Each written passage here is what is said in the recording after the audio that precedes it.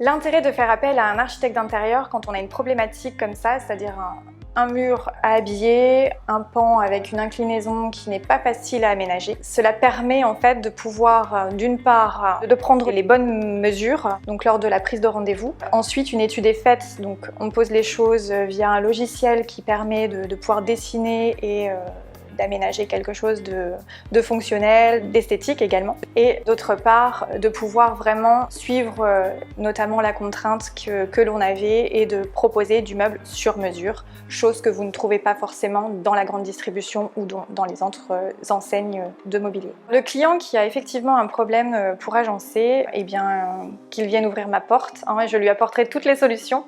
Effectivement, s'il a des plans, des photos, on pourra déjà dans un premier temps lui donner plein de conseils justement pour pouvoir optimiser les rangements et lui donner plein d'idées. L'idée c'était vraiment d'optimiser le rangement sur la totalité du mur quasiment pour avoir un maximum de rangement et que ce soit aussi esthétique. Cette conception a été réfléchie avec le client puisqu'il a lui aussi soumis l'idée de cette continuité avec le mur, que le meuble fasse vraiment partie intégrante du mur en fait et que finalement il se fonde totalement dans la décoration. Cette couleur permet effectivement d'habiller et de mettre en valeur le meuble puisqu'on a choisi un meuble en laqué blanc et un vitrage en lacobel blanc qui permet de vraiment réfléchir la luminosité et donc il est réellement mis en valeur avec ce mur qui est lui-même très foncé derrière.